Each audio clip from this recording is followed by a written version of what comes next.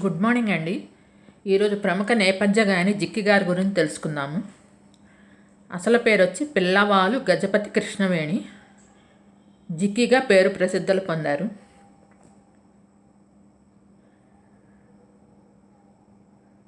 November 1935లో జన్మించారు చెన్నైలో. 16 August 2004 చెన్నైలో మరణించారు. ఆంధ్రప్రదేశ్కు చెందిన ఒక భారతీయ నేపథ్య గాయని. ఆమె తెలుగు, తమిళ్, కన్నడ, మలయాళం, సింహళి, హిందీ భాషలో మొత్తంగా 10,000 పైన పాటలు పాడారు. సుమారు 10,000 పాటలు పాడారు. 1935లో నవంబర్ 3వ తారీఖున చెన్నైలో పుట్టారు. 2004లో చెన్నైలో మరణించారు.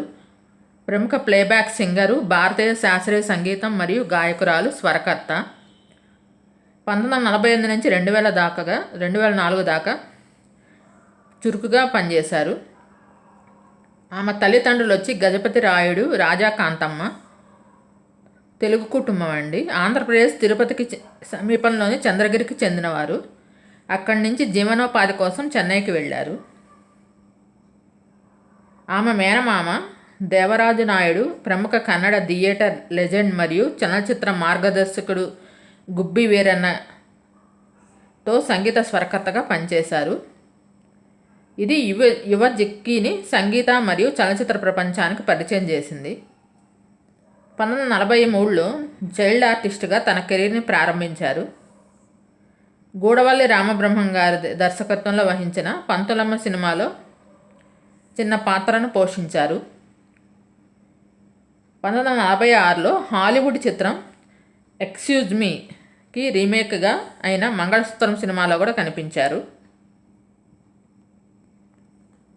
ఆ దశలో ఆమె ఎటువంటి సంగీత శిక్షణ పొందనప్పటికీ ఆమె సంగీత పరాక్రమం మరియు మధురమైన స్వరం అప్పటికే గుర్తించబడింది.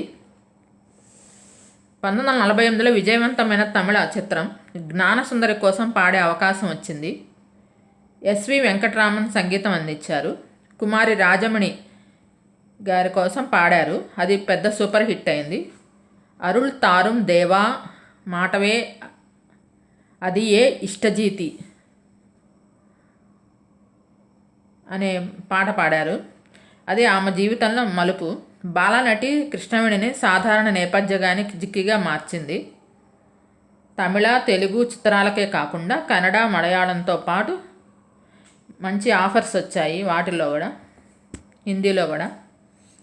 1950లో తమిళ చిత్రం సంసారంలో జెమినికి చెందిన ఎస్ఎస్ వాసన్ ద్వారా కొత్త నేపథ్య గాయకురాలుగా పరిచయమైనప్పుడు ఆమె తన భర్త ఏఎం రాజాను కలిశారు.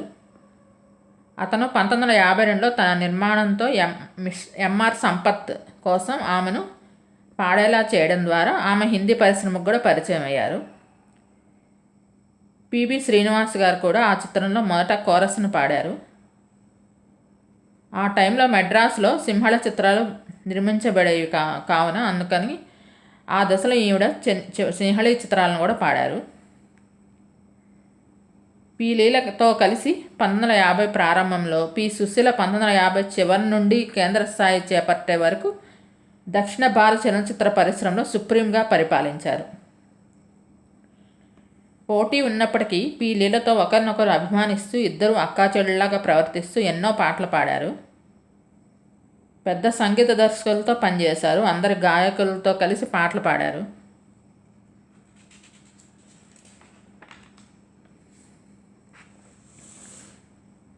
మహిళా గాయని మనులందరితో కూడా కలిసి పనిచేశారు.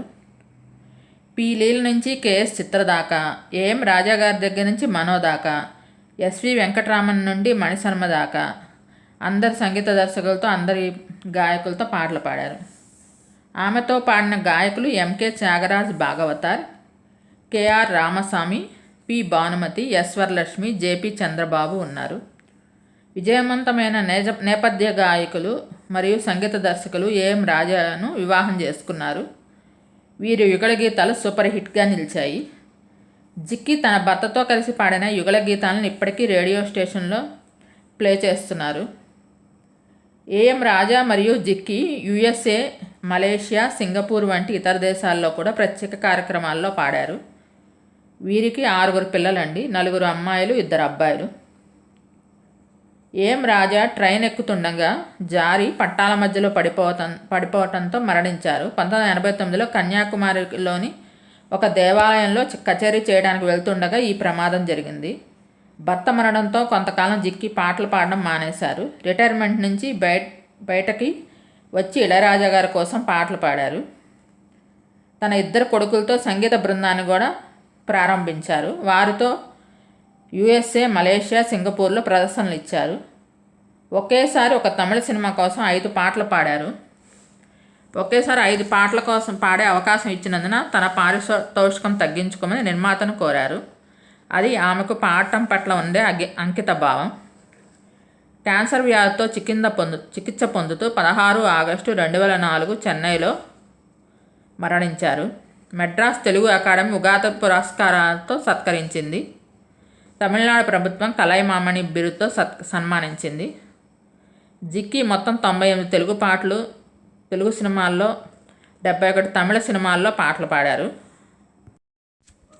జిక్కి గారు పాడిన పాటల చిత్రాలు వచ్చి శ్రీ లక్ష్మమ్మ కథ, పల్లెటూరి పిల్ల, షావుకారు, సంసారం, పాతాళ భైరవి, నవ్వితే నవరత్నాలు, ధర్మదేవత, పల్లెటూరు, ప్రేమలేఖలు, బ్రతుకు తెరువు, దేవదాసు, పరదేశి, ప్రతిజ్ఞ, రేచుక్క, తోడు దొంగలు, దొంగరాముడు, రోజులు మారాయి, అనార్కలి, అర్ధాంగి, చిరంజీవులు, బలేరాముడు, ఇదే నిజం, జయం మనదే, కనకతార, పెంకి పెళ్ళాం, సువర్ణ సుందరి, మాయాబజార్, బలేబావ, పాండురంగ మహత్యం, సారంగధర, తోడికోడళ్ళు, చెంచులక్ష్మి, మాంగళ్యబలం, కృష్ణలీలలు, రాజమకుటం, పెళ్లి కానుక, కృష్ణప్రేమ, సహస్ర చిరచ్ఛేద అపూర్వ చింతామణి, శాంతినివాసం, శ్రీ వెంకటేశ్వర మహత్యం, శ్రీ సీతారామ కళ్యాణం, బాటసారి, సభాష్ రాజా, భీష్ముడు, గులే బకావళి కథ, శ్రీ సంపదలు, తిరుపతమ్మ కథ, లవకుశ, సంపూర్ణ రామాయణం, శ్రీమంతుడు, ఆదిత్య 369లో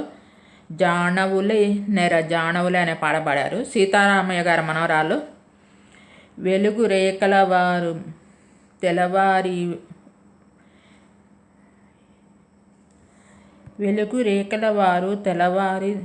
ఎండా ముగ్గులు పెట్టంగా అనే పాట పాడారు. నిన్నే పెళ్ళాడతాలనేమో మాట ఇస్తే ఊరుకుంటామా, నిన్నే పెళ్ళాడేస్తానంటూ అనే పాట. మురారిలో అలనాటి రామచంద్రుడు కన్నింట సాటి, ఆ పలనాటి బాలచంద్రుడు కన్నా అన్నిట మేటే అనే పాట పాడారు. రోజులు మారాయిలో ఏరువాక సాగారో రన్నో చిన్నన్న అని పాడింది జిక్కి గారండి. మీకు ఈ వీడియో నచ్చినట్టయితే లైక్ చేయండి, కామెంట్ చేయండి. Thank you all.